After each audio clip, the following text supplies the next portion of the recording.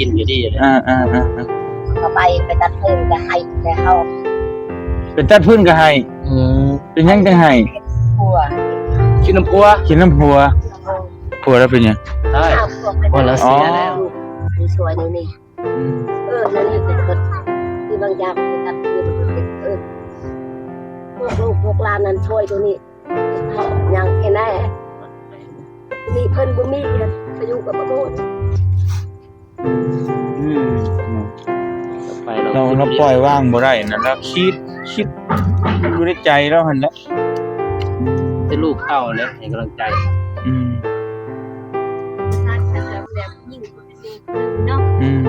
เราหักภาระดิติดทำได้กับพ่อแม่พวกทางนี้ก็มีครอบครัวแต่ยังมีแค่นี้ตัวนี้ใหญ่คนเดียวไปมาเกิดใส่อีกครอบครัวทั้งเรื่องอีกแต่บ่มียังอีกเป็นรักนั่นแหละที่ว่าให้มีใหญ่เป็นโตอันแล้วคือแต่เฮาซอยได้ก็ซอยแบ่งเบาเจ้าแบบนี้แหละนี่ไปเรือนกับบ่อน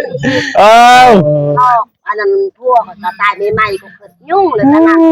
เฮ็ดได้ไรฉันมันรักใครเว้าไปเอาอันอยู่เฮือนนี่เข้าใจอยู่เฮาก็พ่อเฮาก็ตายแต่สิพ่อเฮาแท้ๆนี่พ่อเฮาตายคือกันอยู่กับตอนใหม่ๆก็เฮาเข้าใจอยู่เฮาก็นั่งให้ซี่แหละจะเฮ็ดได้ไรถ้าเพิ่นตายแหละก็อดเอาหั่นแล้วเอาอยู่กับเฮาลูกเต้าเฮาอยู่ก็สู้ต่อไปเพื่อลูกเพื่อเต้าหั่นแหล้วเต้าคิดใช่ว่าคิดแบบนี้เด้อคิดจะว่าให้เพิ่นไปก่อนแล้วเฮาไปน้ำหลังเฮาคิดในนี่ได้เฮาตอนพ่อเฮาตายใหม่ๆนี่เราก็คิดนั่นน่ะพ่อเฮาตายก็ตั้งบ่เป็นคิด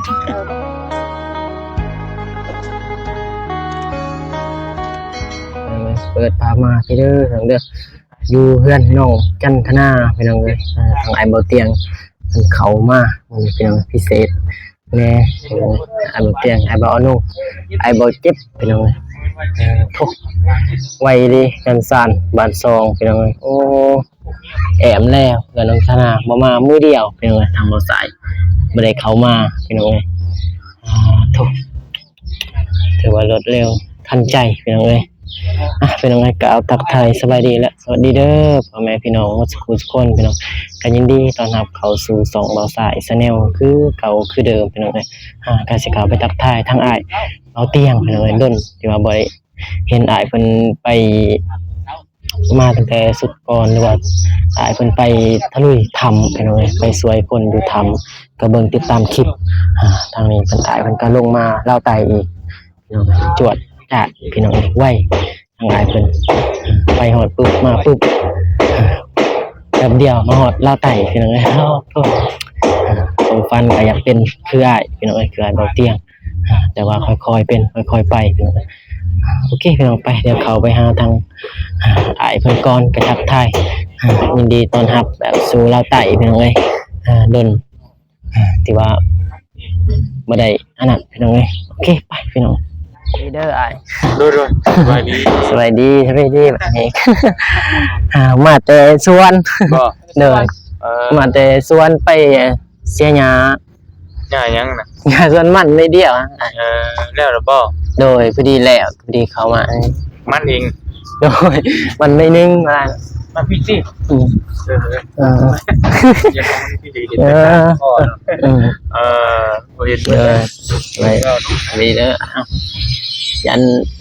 ใส่เสียงกวนได้ยินบ่ยันได้ยินเสียงเพลง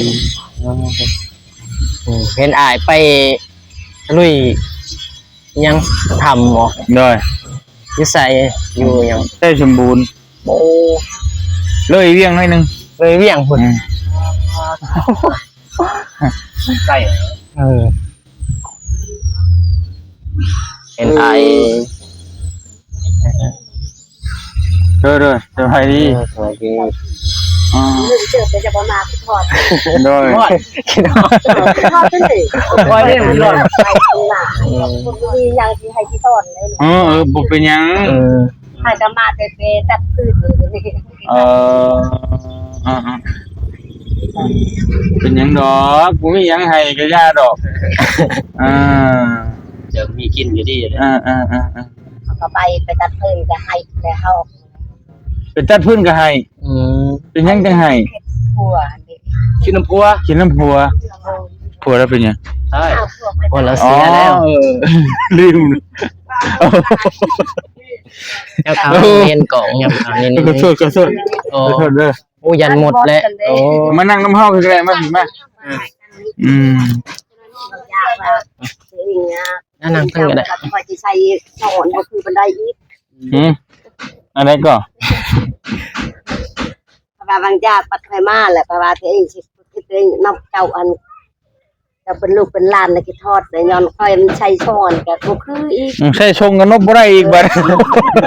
มันสิเป็นหยังเฮาบ่ได้ถือหยังดอกเป็นหยังได้ก็ได้เพิ่นคิดต้องไปใส่สินถึงมาใหม่โอ้ยคักนี่ไปใหญ่โอ้ เอา คัก ให้จะเคยปัดคนแขกมาก็ใช้ช่องตกยกนับเท่าวันบ่คือมัน ดีแต่บ่ไปอาบน้ำป้าเป้งมาก่อนเนาะแต่ละบ่แห้งนะเฮาไปก่อนนะบ่ได้ท่า จะได้บ่เห็นแล้ว หน้าบ่ดีเพิ่นเป็นแม่นบ่ได้ชื่อดอกจะเลยเดิมนั่นนี่คนเฒ่าคนโอ้จะใช้อีหยังวะบัดบ่เว้าแล้วคนเฒ่าใช้ตะนั้นอันบ่เว้าว่ามันกระเด็นเลยเฮ็ดไผเลยผู้มักตัวเองนั่นน่ะก็บ่เคยเอาที่อันนั้นแค่แน่เลยแม่ ฮะ แม่ ใครอยู่ใครนี่แล้วจะไปอยู่ปกติยังรอดเลยที่ได้แม่ โดยมันเคยกระทำเลยอีกอยู่เพราะว่าลูกที่ไปโทรหาในอายบอกโอกาสตัวเองอายจะเกี่ยวโทรเอาไว้ยังเพราะว่าถอดเองเพราะว่าปากนั้นตอนนั้นพอนะไปอายนะอาจจะเป็นลูกว่าตัวเองอายเป็นแม่ก็ว่าอายนะเองทอดยาแมนดูนะทอดแต่บอกทอดเนี่ยไม่ค่อยอาย เป็นไงปะ โตก็ว่าหามันคอยจะทำเพื่อนเนี่ยแต่ละจะทำดีกระดาษไทยมันดีมากตามไปดูตา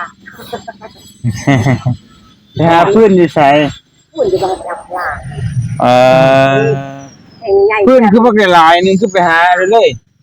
อ้าวพยานบ่พ่อดิ ยังบ่พอ แม่เฮ็ดแบบนี้ก็ไปตัดผมกันหยุดงาก็นั่งแรงอันบ่ทันนี้พ่นแล่นบัดพ่นอันโอ้ยบ่เป็นไฟบ่ จะ เป็น น้อยให้ เจ๊ ห้องฤดูฝนนี่ เอาแล้วข้าวไว้ยัง ยังได้แต่ยังแน่ก็ไปแต่ไปตัดเปียอันนั้นเจ๊ ใส่พื้นลายปกตินะนึ่งข้าวพอไปยามหนาวก็เอาตอนนั้นดัง เดินเห็นลูกตัวนี้ ไปฝนตกที่ๆเดี๋ยวมันไปหาบ่ได้เนาะประมาณนั้น พยานมันไทยอันนั้นมันดังกับบ่พออีกงูกลัวเฮามันแน่หั่นกับลูก ต้องกับว่าแต่วันเดียว โอ้ยพี่น้องนี่เนาะกินข้าวกินน้ำมาแล้วบ่ ยังอยู่อ๋อ พอจะไปเช่าแล้วบ่ได้กินข้าวนะ เอ้าคือบ่กินเด้อ บ่เชฟจากบ่ได้หั่น มันบ่แซ่บกินแต่หมกพริกบ่จังบ่แซ่บ ยังกินจะบ่เชฟนะ ไว้ก็เช้าแล้วสิได้เฮือนใหม่แล้วยังบ่เจ้าคิดอยู่บ่ก็ยิ้มแล้วนี่ได้เฮือนใหม่แน่ลูกหลานได้เฮือนใหม่นั่นเจ้าของก็สิได้พร้อมนี่สิคิดหยังอีกคิดเลยคิดทุกสิ่งทุกอย่างแล้วไปคิดมาก็ยากไปกินข้าวก็บ่เชฟกินก็บ่ยำลง โอ้ยเนาะ คิดนอนก็บ่หลับจักเท่าใดค่อยก็บ่ฮู้คือกันอยู่ คิดหลายเป็นโรคประสาทได้ฮะ จังตอนใดก็สิไปอยู่ชัยแล้วพอไปลูกเลยพอดีเลยลูกเต้า จักสิไปอยู่ไสก็ไปอยู่เฮือนนี่แหละจักสิไปอยู่ไสเฮือนก็สิเฮ็ดเฮือนใหม่เด้ อันไปเรือนกับบ่ม่วนอีก อ้าว อันนั้นพวกก็ตายใหม่ๆก็เกิดยุ่งเลยตอนนั้น เฮ็ดได้ไดฉัน ตอนนั้นแล้วใครเว้าไปเจ้าอันอยู่เฮือนนี่ ก็เข้าใจอยู่เฮาก็พ่อเฮาก็ตายแต่สิพ่อเฮาแท้ๆนี่พ่อเฮาตายคือกันอยู่กับตอนใหม่ๆก็เฮาเข้าใจอยู่เฮาก็นั่งให้ที่แหละจะเฮ็ดได้ไดถ้าเพิ่นตายแหละก็อดเอาหั่นแล้วเฮาอยู่กับเฮา ลูกเต้า เฮาอ เด้ ยู่ก็สู้ต่อไปเพื่อลูกเพื่อเต้าหั่นแหล้ว เ เก่า อืม คิดใช่ว่าคิดแบบนี้เด้อคิดจะว่าให้เพิ่นไปก่อนแล้วเฮาไปน้ำหลังเฮาคิดในนี่นะเฮาตอนพ่อเฮาตายใหม่ นี่เราก็คิดนั่นน่ะ ๆพ่อเฮาตายก็ จังบ่เป็ด ตั้งบ่เป็นคิด บ่เป็นคิดนั่นน่ะ ปล่อยว่างบ่ได้มันทุกข์เจ้าของเด้ มันยังคืดหา ยังคิดหาคิดฮอด ยังได้คิดแหละ คือเรายังบ่เข้าใจ ว่าเพิ่น ธรรมะ ตอนเพิ่นยิ้มก็ตอนเพิ่นเบิ่งเอา เราเข้าใจเนี่ยเรายังบ่เข้าใจธรรมชาตินั่นนะ ไปคิด เพราะธรรมชาติมันต้องเป็นแบบนี้ บัดมันเจ็บอีกเจ็บหัวเจ็บตามันวิ่งอีกคิดไปคิดมาเนี่ยบอกมาได้อยู่กับบ่ม่วนนะเพิ่นก็บ่มีกำลังใจกับพวกเจ้าเป็นลูกเป็นหลานบ่แม่นกำลังใจแต่ทั้งตัวก็จะกับลูกเลยนำแล้วปล่อยแต่ทุกข์แล้วมาคิดจิตใจของแม่แล้วตอนนี้เราก็คิดไปคิดมาแต่มันยุ่งเลยดิพอดีมันเจ็บอยู่ตัวบินอีก เฮ็ดแนวใดซั่นเนาะมัน ได้กับเป็น เฮามันได้เป็นน่ะเด้เว้าเรื่องตายนี่จบแล้วไผก็ช่วยบ่ได้เลยแต่ติดถ้ำติดหูเนี่ยเฮาก็สิช่วยให้อยู่คือคนติดอยู่เด้ๆแต่คนบ่เฮ็ดผมลงป่าลงดอนเฮาก็สิไปหาให้ได้อยู่เนาะก็ตายนี่ยอมเลยช่วยบ่ได้แต่ เอากรรมคืนก็บ่ได้แล้วตาย มีแต่คิดคือเฮาเว้านั่นแหละเฮาคิดตอนพ่อเฮาย าเลยเพิ่นตายก่อนเขากำลังกระไดก็มีแต่นั้นก็มีคือกันบ่เกิดกันบางติบ่ถึกใจอีกยังอยากให้ บ่ถึกใจเฮ็ดได้จังสิถึกใจเจ้าให้เราปล่อยวางบ่เป็นจะฟังอยู่บ่ธรรมะ นี่ธรรมะ ใครเหรอระบุอีกเลย โอ้โห เนาะ ระบุ มันปล่อยวางบ่ได้ยาก ปล่อย ได้ บ้าง กันใกล้มาปล่อยว่างทำปุ่มบอก ต้องปล่อยวางคิดได้ว่ามันเป็นธรรมชาตินะธรรมชาติคือเฮาห้ามบ่ได้ในความตายนะเกิดขึ้นตั้งอยู่แล้วก็ดับไปมันเป็นธรรมดาของโลกนะ อยู่เอาก็สู้ต่อ เฮานี่ก็จักเฮาสิตายมื้อใดนี่แม่นบ่ล่ะผู้ใดไปก่อนก็ไป นี่แล้วบ่เกิดเป็นคือลูกกันคือสวยในนี่ในนี่เป็นคนคือบางอย่างเขาไปตัดคืนมันเผ็ดพวกลูกพวกหลานนั้นช่วยตัวนี้เผ็ดอีกเท่ายังแค่ไหนนี่เพิ่นบ่มีไปอยู่กับบ่หมด เนาะ ไปเรา เราปล่อยวางบ่ได้นะแล้วคิดมันอยู่ในใจเราหั่นแหละ จะลูกเต้าแล้วให้กำลังใจนะ อุปสรรคการเสริมแล้วผู้หญิงผู้เป็นแม่ผู้หนึ่งเนาะมาแนมเบิ่งครอบครัวทางใดกับพ่อแห้งลูกทางนี้ก็บ่มีครอบครัวแต่ยังดีแค่แน่แต่ว่านี่ผู้ใหญ่คนเอ็นดูไปมาคือใจอีกครอบครัวทั้งเรือนอีกแต่บ่มีอีหยังอีกเป็นที่ว่าเป็นรักนั่นแหละที่ว่าพาให้ใหญ่ๆเพิ่นสิโต อันแล้วคือแต่เฮาซอยได้ก็ซอยแบ่งเบาเจ้าแบบนี้แหล้วนี่ซอยเฮ็ดเฮือนเฮ็ดซ่านให้เฮ็ดซอยทั้งลูกทั้งเจ้าบ่ให้เจ้าคิดหลายนำตัวนี้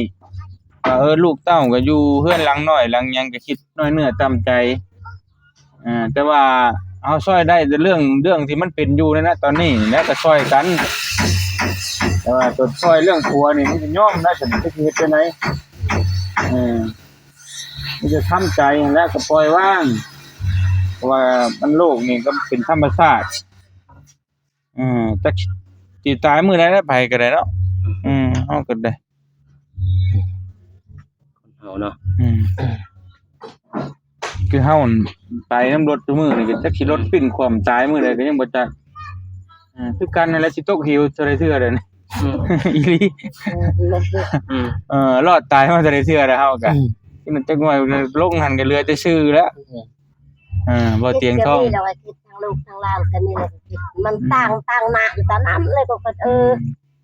เบิ่งจุลูกทุกหลานก็บ่แม่นคือหน้าหัวข่อยนั่นก็เพิ่นนะ มันก็บ่คือแล้วให้เฮาไปคือหน้าผัวเจ้ามันก็บ่คือแล้ว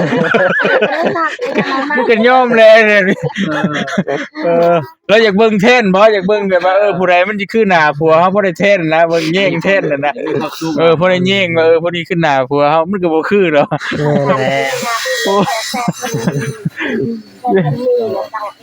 เป็นห่วงแห้งเนาะ แล้วคิดนั่นแหละ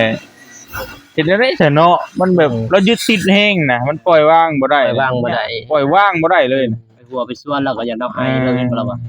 แบบว่าคิดเลย ให้เราเห็นเด้ ไปเห็นหม่องที่เคยไปนํกันนั่นน่ะ ก็หาย ไปเลยแต่เกียนเป็นแค่ปานนั้นน่ะที่จะปาดันมาพลาคือ อืม ตอน เก็บ ใด ไว้ เพิ่นนอนตอนใดเพิ่นนั่งก็นั่งนำแล้วก็ให้เอาเลยสิให้ตั้งอดบ่ได้นะจักบ่ได้นะมีลูกเพิ่นนั่งไอ้อัดแน่น้ำตาแล้วบ่ไหลกินตั้งลูกนำผู้อันนั้นหลานบ่เป็ดตั้งบ่ได้ติ อืม เราฝากความทรงจำยังคิดถึงคิดตาเนาะ แม่นมันยังเบิดได้เราความทรงจำเราไปเห็นลูก 8 เดือนเด้ อืม แล้วมันต้องใช้เวลาประมาณคนละ3 ปีขึ้นเมื่อจังสิคอยจูดจ้างไปนี่พอดีสมาปุ๊บ อืม ก็คือแล้วไปทางใดก็มีแต่จุด คือมาบ้านก็ไปเล่นเฮือนพวกอันนั้นเพิ่นเฮือนพวกร้านก็ตอนนี้กูคิดจักเราได้กูคนกูคนจะทำพัวหันลูกไปแต่งไปอยู่กับเขาตั้งแต่เมื่อเลยเพื่อก็ เห็นหมู่เต็มเราเห็นพวกเราเต็ม ไปให้เลย อืม บัดมันช้างเลยตะนำหันพอดีแหละไปอีกร้องเลย มีแต่พยายามให้เราอยู่กับลูกกับหลานคุยไปนี่แหละมันจังบ่ได้ลืมไปแล้วเว้าผู้นั้นผู้นี้เว้ากับลูกกับหลาน ไปเว้าเรา อืม ให้กำลังใจเราแหละเป็นลูกเป็น อืม นึงนะกูเขาเขาอยู่พูดเขาเฒ่าเขาบ่เป็นสิอยู่มันบ่เป็นแนวอื่น คือจักเราสิเฮ็ด มีพัว จักสิเฮ็ดได้ใดนะคือไปอยู่กับหมู่ก็ คือกันก็ เห็นนางเนาะ ทางลูกก็บ่มีผัวจักเฮ็ดได้เดี๋ยวนี้ สิเราสิลูกก็บ่มีผัวแม่ก็บ่มีผัว ตั้งปุ๊บ เจ้าก็จะไปคิดแทนเขาหยังจังหน่อยเขาได้เฮือนใหม่นี่เขาก็มีแล้วผัวคิดเบิดเนาะลูกบ่มีผัวก็คิดเบิดมันก็เต็มที่แล้วเนี่ยนี่ สิถูกตัวเอง มันก็ทุกข์ตายเลยนี่เว้ย ป้าย เดี๋ยวเขาได้เฮือนใหม่น่ะก็มีน่ะผู้ว่ามากๆนี่เขาก็ได้ดอก ชำเอาพัวไปชำลำบากเราคิดจิตใจกันละเอา อ่า เช่า บัดแล้วสิเอาผัวบ่ บ่เอาอีก เฮ้ย โว้ยเมื่อย อยากสัมภาษณ์เก่าอีกเหรอ ยันเป็นแบบเก่ามันก็บ่จักก็สิเว้าได้เฮาสิเฮ็ดได้แบบนี้เฮาสิ เขาสิช่วยเจ้าได้เลย ใส่ไม่ก็ไป ยอมเลยแล้ว ยอมเลยนะ ได้ ลูกเราผัวเราก็ย่านลูกเราไปเอาผู้บ่ดีคือเก่าอะ ยันมันบ่ดีคือเก่า แล้วก็ย่า เฮาน ก็ช่วยเจ้าบ่ได้อีกตัวนี้ก็ได้คำคือไม้นี่มามันบ่งามเฮาสิถากให้ดอกนี่เฮาสิเล้าให้มันงามนี่คนมันจะเฮ็ดได้บ่ดีกันเนาะยอมเลยนั่น อย่าคิดร้ายแม่เอ้ย เจ้าคิดโพดเลยเจ้าคิดหลายโพดพี่เฒ่า เป็นพวก บ่ได้นะ เอาแล้วได้บ่ลายมันเผ็ดในอีหลีแล้วมันจุ่งแล้วคือจิตใจกินอย่างกับว่าแซ่บบ่ บ่ว่าแต่บ่แซ่บเลยเฮาฟัง กินบ่หวานต้องแซ่บกิน เฮาฟังเจ้าเว้านี่มันบ่อยากหยังบ่ได้มันคิดหลายโพดเลย ร้าย มันว่าแต่บ่แซ่บดอกมันบ่อยากหยังเลย มีอาหารดีๆก็บ่อยาก มั นะ นบ่อยาก เขาแจ้งไปอยู่ มันแบบมาเลยนะสมองนี่มันโอ้ จากระดับแต่ยังพวกบ่เป็นจังนอน เตี้ย พัก เนาะ กินข้าวไปแซ่บเรานี่เราไปเลยจะเป็นคนใต้นอนกับหลังไทยไปที่ไทยจังไรจะเป็นน้ำตาเลยแทนก็ไปเบิ่งทำนายอยู่อัดเลย จำหน่าย นาก็จะพูดนั้นน้อยเดียวอันขนาดแหละ เคยเห็นละป่านนี่ก่อน เป็นบ้านที่ตี งาน ไปเห็นหมองป้านข้างหน้าอีก ให้อีก ให้อีก เออ ให้ข้างหน้ามองหนึงอีกเข้าป้ายางเห็นบ่เนาะหาพืชนํกันให้อีก ให้อีก เพิ่นสิมาเพื่อนนี่เปิดน้ำตาเป็นบ่โอนเลยมันบ่ได้แล้ว เอาไป อันนี้เราก็ให้ ยั นะ งให้เลยปัจจาลานของเราเลย แม่บ่ พอเลยเอาไปเงินเอาไปค่ะ เฮ็ดได้ก็บ่แล้วบ่ลืมเดี๋ยวเบิ่งหน้าบ่เจ็บก็บ่คือหน้าผัวแล้วเราอ่ะสวัสดี ถามว่าตั้งแม่ในนี้ได้ ตั้งแม่นเห็นบ่เว้นเฮาเว้าเอาเด้ ยังนี่เกิดยัง เรื่องล้านเดียว ล้านก็ล้านเอา เอาได้ที่คือ บ่ว่ามันยังก็ย่านะ แต่ว่าเรานี่อยากเบิ่งคนหน้าคือผัวเรา จะบอกพระเจ้าเจ้าอันจะที่ว่าจะไปพระเจ้าพ่อบ่ได้ หน้ามาให้ เออ เดี๋ยว พอแล้วเช่าคิดทาน อย่าคิดร้ายเลย ผัวเจ้าหน้าตาแบบไรผัวเจ้าน่ะ มีผู้บ่ มันจะได้หาคนมาให้แล้วบาดนี้เว้นนี่ก็ตามหาอยู่ใช่ป่ะ มีหัวพอได้ไปหา เอาหูปมาให้เฮาเด้อเฮาสิประกาศตามหาเด้อเอาดี เสียบ่ ฮะ บ่เสียบ่ อ้าว บ่เสีย ก็ว่าพ่อน้องพิมพ์ ไอ้พาเยอะ บ่ต้องเฮ็ดเสียบ่ ไปหา สำหรับบ่เสียเด้ หาหูปไว้เฮาเด้อ ไปนำไปหายแล้ว โอเคหาหูปไว้เฮาบ่สิได้ตามหา เผื่อมีคนอยู่ใกล้นี่มาให้เราเบิ่งพอได้มีแห้งนะเนาะเพราะได้มีกำลังใจได้นี่ เนี่ยผู้ใดก็อยากเป็นกลัวล่ะ ภารกิจใหญ่แหละตามหา คนขาย โอ้ยโอเคโอเค ตามหาคนจิตทำยังไงหนึ่งไง อืม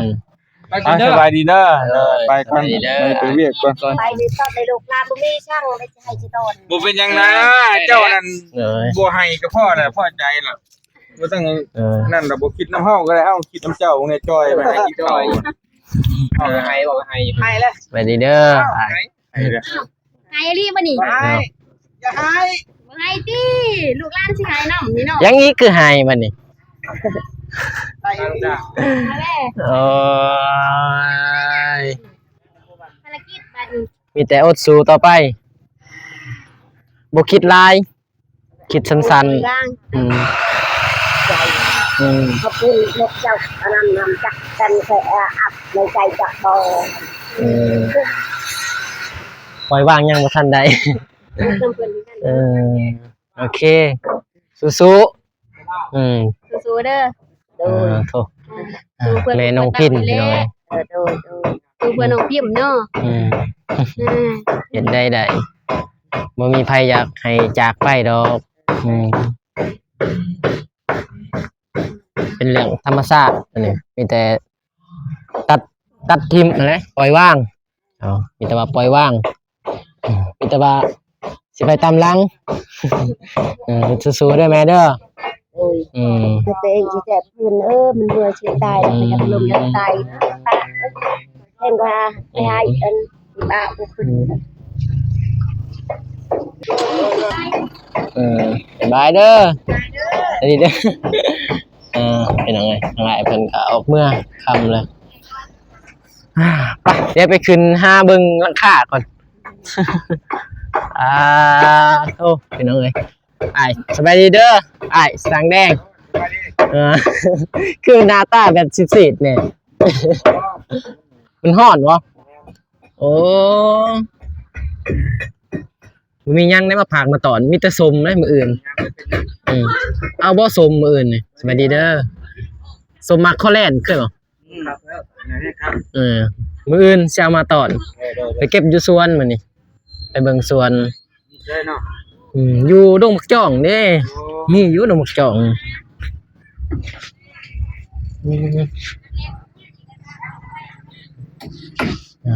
เราเรื่องคิดฮอดผัวปกติแล้วเนาะคนเคยอยู่นำกันเสือนำแหละกันเนาะ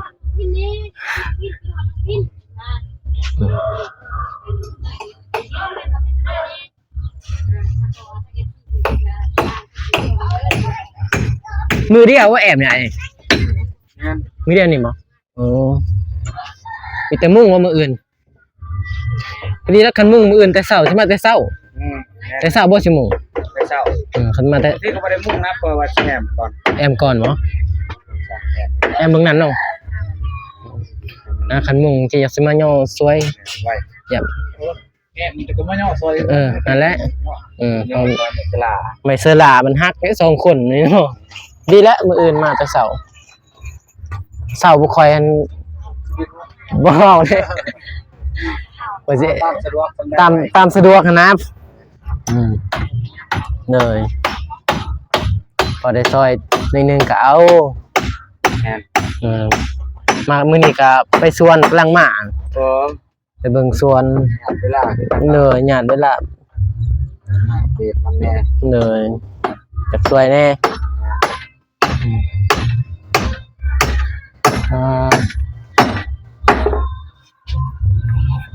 นอนนี่บ่มื้อแรกนี่ นอนแล้ว โอ้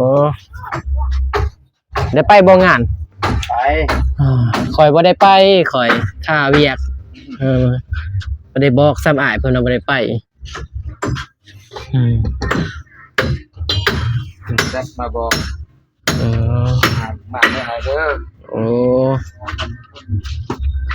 อยู่นำกันคือกันกับน้องอันนั้น โดย ยังเป็นนายเป็นน้องกันเก่าอ่ะนะท่านคำนี่แหละครับ 5 โมงแล้วนี่5 โมงคันมีตะเว้นนี่ซองอยู่ได้สินายแดงเนาะนี่ตะเว้นตกเลยเด้ โทษพี่น้องโอเคพี่น้องก็คลิปนี้ก็สิจบไว้เพียงเท่านี้ก่อนเด้อพี่น้องเด้อเดี๋ยวสิให้มื้อหน้าอีกเข้ามาอัปเดตพี่น้องเอ้ยบ่ได้เข้ามาเมื่อวานรวดเร็วทันใจพี่น้องหายแดงเฮาสายจวดอยู่พี่น้องแอบเรียบร้อยโอเคพี่น้องคลิปนี้ก็สิขอจบไปเพียงเท่านี้ก่อนเด้อก็ขอให้พรให้ผู้ใหญ่ใจบุญทุกท่านจงมีแต่ความสุขสุขกายสุขใจพี่น้องเอ้ยปรารถนาสิ่งใดก็ขอให้ได้สิ่งนั้นให้ดมปรารถนาความเจ็บใดๆความไข้อย่ามีให้ร่ำให้รวยให้ห่างให้มีเบิดสุขทุกคนเด้อพี่น้องเด้อไปพี่น้องพอกันใหม่ในคลิปหน้าหรือว่า EP หน้าพี่น้องคลิปนี้ก็สิขอกล่าวคำว่าสบายดีเด้อพี่น้องเด้ออยู่ดีมีแฮงหมดสุขทุกคนพี่น้องไปบ๊ายบายพี่น้องโอเคพี่น้องพอกันใหม่ในคลิปหน้าพี่น้องเอ้ยรวดเร็วแต่ว่ายังบ่ทันมุ่งพี่น้องเอ้ยทั้งหลายเพิ่นว่าสิแอมก่อนเดี๋ยวจะมาสวยทางอายเพิ่นมาย่อใหม่เสื้อลาขึ้นอีกมื้ออื่นพี่น้องโอเคไปก็เราฝากเบิ่งคลิปต่อไปเด้อพี่น้องเด้อโอเค